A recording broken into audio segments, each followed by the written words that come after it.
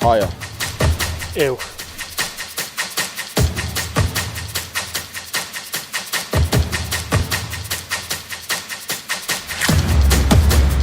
Nearer.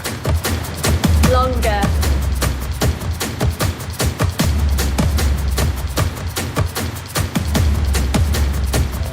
Faster. Cyflymach.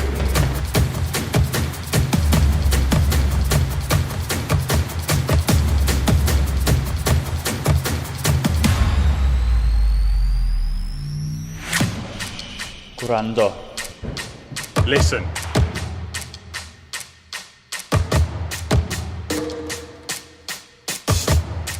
Engage. Cysylltu.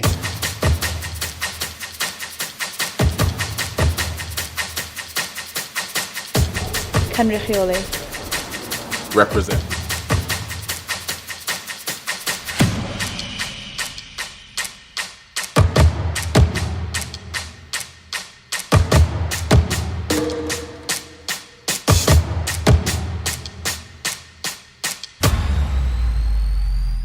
Hello and welcome to this Welsh Athletics Club Development webinar on delivering good customer service to your members and what to consider when marketing your club's offer.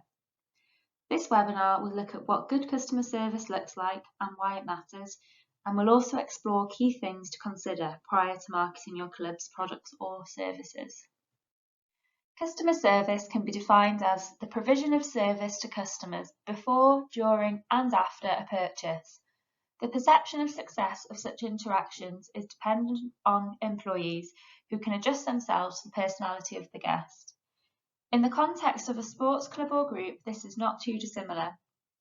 We should be offering our members a good service throughout their experience with the club, whether that's first impressions, during their membership, and hopefully that they don't, but if they move on and don't renew their membership. The fluidity of customer service should flow throughout club activities to create an environment people want to be a part of. It's the ability to be able to understand people and make them feel valued and respected. Having the right people welcoming new members to your club is crucial. To set the scene for the rest of this webinar, I'd like you to reflect on a time that you received excellent or poor customer service. How did that make you feel? What did they do? And why, therefore, is it important that your club gets it right? There are now more and more opportunities for people to get involved in sport and physical activity. Participation habits are changing, and there are many more alternatives to joining sports clubs if people want to get active. During COVID, more online sessions have been able to ensure people can access activity from their own homes. This is amazing for the health of the nation, but it should be prompting our clubs to look at what their offer is to make sure that they can be competitive when encouraging people to join their club when restrictions lift. It's important to find ways to set yourself apart and retain your customers, and one way to do that is to maintain a high level of customer service. Finding the right people to lead on this, people who are your people persons. They understand people and have good rapport with members within the club. As Simon Sinek, a leadership guru, says, good customer service is not that hard. Hire people who like people, support them and encourage them to be themselves. From volunteers and staff who help to run a club, to coaches who deliver sessions, to the members and participants who take part, a club's people are what makes it stand out. Happy people will help a club to thrive and to grow. So we need to change how we think of our members, and it's important to remember that they are often paying customers and so should be treated as such.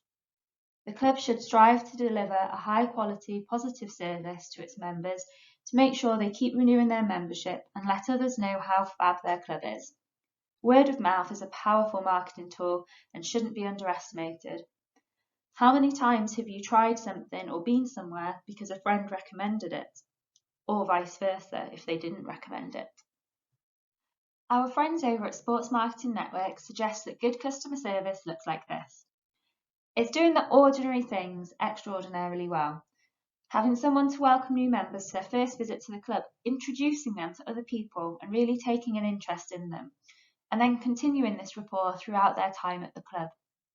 It's about going beyond what's expected, and I'm sure many of you do this in your voluntary roles already, but how do you go above and beyond for your members' experiences? Adding value and integrity to each interaction. It comes back again to people being friendly, open and positive. A smile, as they say, costs nothing, but could really make somebody's day. Discovering new ways to delight those you serve. So how can you keep things fun and fresh at your clubs and groups?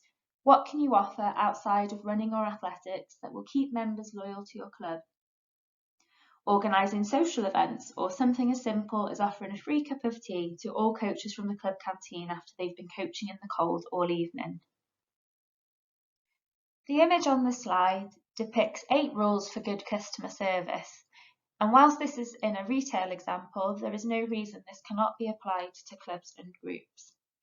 Number 1, train your staff or volunteers. 2, don't make promises you can't keep. Be realistic and manage expectations. Be helpful. Address complaints, don't just ignore them. Answer your phone and be contactable. Listen.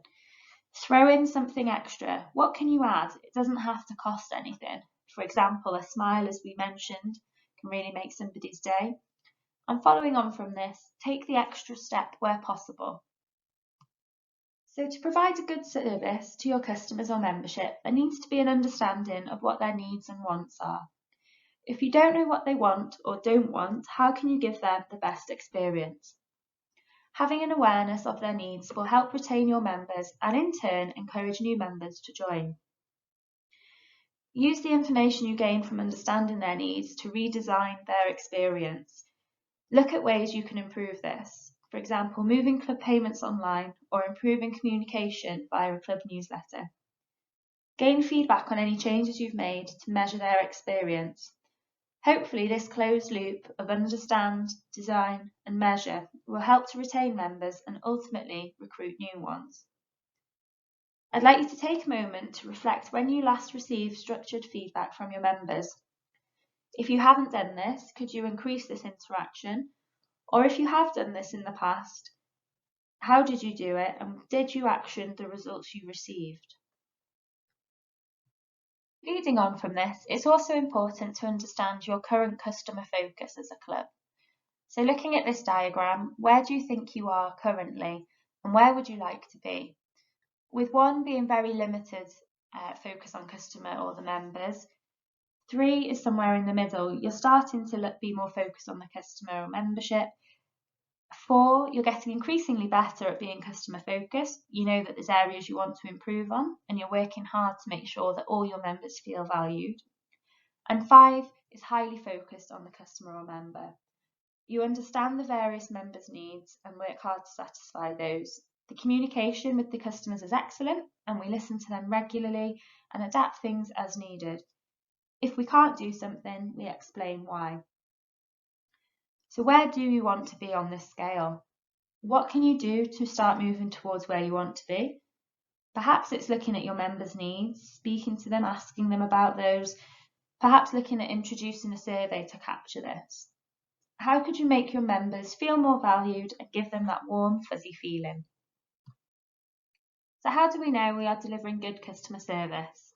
The first option is to speak to the people who will know best, your members. And there are a variety of ways you can do this, but a survey is a good starting point to capture this information. Here are some top tips for surveying your membership. Keep the survey simple and short. The simpler the survey, the quicker and easier it is for people to complete, hopefully resulting in a higher engagement rate of completion. Consider asking just 3 questions on the particular product or service. How did we do? And get them to score you on a scale of 1 to 5. What did we do well? And how or what could we improve? You can then use the first question to work out a customer satisfaction score by averaging out the score from all completed surveys. The same 3 questions should then be used after you've made adjustments. Did the adjustments work? And has the satisfaction of members actually improved? Action and implement any necessary changes and communicate this clearly with your members. This is really important to build trust with them. A "you said, we did" can often work quite well to explain what was done. However, we understand that it's not realistic to action absolutely everything. Make sure you are clear with members why at that time you can't do something and provide a rationale. Perhaps it doesn't fit in with the strategy for the year, perhaps there's a financial constraint. This is far better than just ignoring the suggestion. There are various times when it is useful to carry out a survey. Annually, to receive feedback from your members, when you've introduced something new that you require the feedback on, or when a particular issue arises and you need to find out what your members think. For example, if your membership rates are falling, you need to find out why that might be and if there is something that you can improve on. To bring this to life a little bit, I thought I'd provide a quick case study on Ogmore Phoenix runners who carry out surveys with their membership at least annually, but occasionally more if there is a particular need to gauge members' feedback. For example, this year they have sent out surveys to understand their members' feelings about the return to training following the pandemic and how safe they felt the training environment was. A great example of a club checking in with their community to see how they are feeling about a specific concern. This then allowed the club to be able to minimise, where possible, any worries that their members may have had. Their surveys are usually around training and help to ensure that the club are offering what their members want or need, keeping their sessions relevant to their membership. They always provide the option to reply other or to add comments, allowing their members to articulate their individual experience that may not be easily categorised by the question answers. The first question of the survey is always the same. This allows for consistency when they compare results year on year. The question they ask is, what are your top 5 reasons for being a member of Ogmore Phoenix Runners? This question allows them to be able to keep an eye on what motivates their members, as this may change from year to year, and thus allowing them to understand their needs, which help to inform their overall club plan. Ogmore Phoenix Runners have very kindly shared with us an example of a typical response to their first survey question. You can see here a high rate of responses. 90 members answered this question. When answering the question, please select your top 5 reasons for being a member. The top answer was to improve fitness and health, closely followed by running with a group and to be part of a social running group. This highlights to the club what is important to their members, being part of a group or community and improving their fitness and health, something that Ogmore Phoenix Runners focus on heavily when designing their session plans and club activities. The results from this survey provide a good visual when analysing the data and make it easy to present to the club committee in order to decide appropriate actions if and when needed. Chris Pratt has very kindly offered to be available at the end to answer any specific questions on their surveys taken at Ogmore Phoenix Runners. A big thank you to Ogmore Phoenix Runners for providing us with this case study and information. So hopefully you now understand a little bit more about providing a positive customer service or experience. Let's have a look at what you may want to consider prior to marketing your club's offer. A common problem clubs may have is the retention of members, volunteers, and often the solution they come up with to this problem is let's just do some more marketing and promote the club and get more people through the doors. If you want to recruit more people, you need to find out why the club is not retaining them first. Otherwise, you may not fix the problem in the long term. Next, you want to look at if the product or service is fit for purpose. A review of this service or product is crucial prior to beginning any promotion. You don't want to promote something that isn't great. Not only can this be damaging to your club's reputation, but it may also result in issues with members not renewing their membership further down the line after the initial recruitment. Be sure that you want to shout about your club's product, but remember it's always worth checking with existing members first to sense check and make sure what you think is a fantastic product is also reflected by them. Consider various ways you could do this, for example a survey of the membership, measuring the retention and just finding out. You need to be sure of the quality of your product. And don't be afraid to accept that there may be some issues highlighted. This isn't a reflection of failure on the management committee, but more an opportunity to improve the club environment and service it offers. If you need to, resolve any of these issues prior to marketing. Finally, understand your audience. who are you trying to attract to your club? What do they look like, and work out what type of person your club would appeal to. Take a look at your club vision, which should be clear about what type of club you are and what you offer both on and off the track. Our upcoming webinar session on club values may also help here. Where should you start when promoting your club? Your marketing plan should work in tandem with and complement your overall club strategy. So make sure you're clear on what your strategy is and what aspects the marketing plan can help with. Our upcoming webinar on club strategy can contribute to this. Set SMART objectives to help focus what you want to achieve through your promotion activities. For example, to recruit 15 more members by the next affiliation year, or to raise £600 for equipment by April. Following on from the previous slide, spend some time thinking about who you are trying to reach with your promotion and consider the most appropriate method for this group. Is it social media, community newsletters, or word of mouth? What's the best way to get your information to them? And identify individuals early, which will make it more accountable. You need to set out specific actions, including tasks allocated to individuals as well as budgets if needed. Always try and set a timescale for these so that work doesn't slip, and consider how you will make sure that work is staying on track. Make sure you get the right people involved from the start. We've gone through a lot of information during this session, and I hope you've been able to take something from this that you can apply and action within your own environments. To summarise some of the key points, take time to understand your membership needs and wants. Consider how you can make their experiences even better. Prior to marketing, check that what you are marketing is fit for purpose and something you're proud to shout about. Consider how your marketing plan links to the overall strategy of the club and how it will contribute to the goals of the club.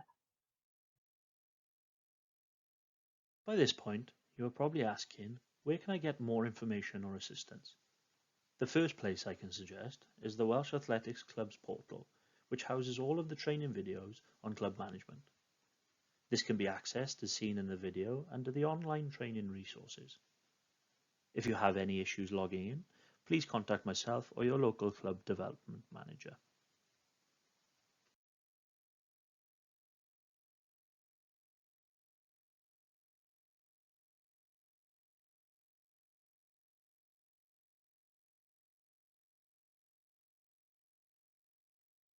If you are unaware of who your club development manager is, the club development managers are as follows: Barry Edwards for North West Wales, Ava Brewer for North East Wales, Andrew Jenkins for South West Wales, Hannah Pretty for South Wales, and Tom Cole for South East Wales.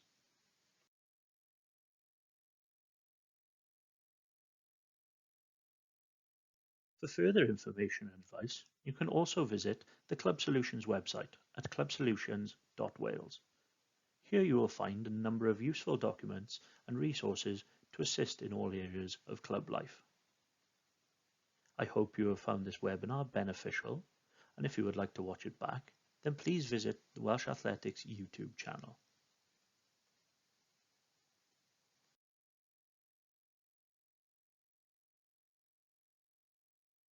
If you are interested in further ways to develop your club, check out the rest of our club development webinar series via our events calendar on the Welsh Athletics website and register through the Microsoft form link. We look forward to seeing you at more webinars in the future.